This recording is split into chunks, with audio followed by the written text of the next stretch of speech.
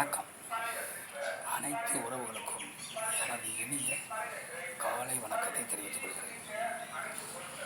உங்களிடத்தில் ஒரு சிறு சோதனை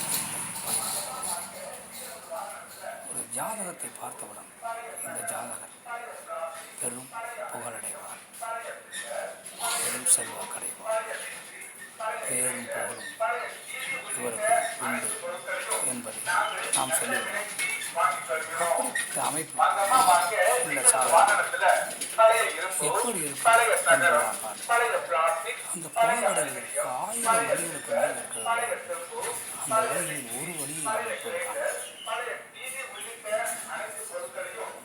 உங்கள் ஜாதகத்தில்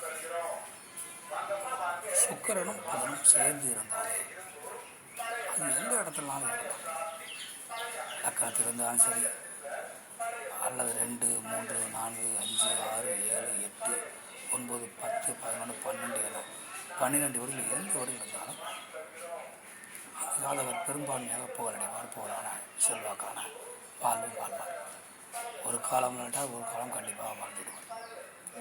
ஆனால் உங்கள் லக்கணத்திற்கு 10ஆம் இடத்தில் சுக்கிரனும் புதனும் இருந்தார், லக்கணத்துக்கு 10ஆம் இடத்தில் இல்லாவிட்டால் ராசிக்கு 10ஆம் இடத்தில் சுக்கிரன் புதன் இருந்தார், அந்த ஜாதகர் பெரும் புகழுக்கு சொந்தக்காரர், பேரும் புகழும். அவர் பெயரை சொன்னாலே அவரை மாதிரி உண்டா என்று சொல்லக்கூடிய அளவுக்கு பெரும் புகழுக்கு சொந்தக்காரராக விளங்குவார். அந்த மாதிரி ஒரு அமைப்பு ஏற்படும். அப்படிப்பட்ட ஒரு அமைப்பு உங்கள் ஜாதகத்தில் இருக்கிறதா என பார்த்து கொள்ளுங்கள். மற்றவற்றை நாம் அடுத்த வீடியோவில் காண்போம். நன்றி.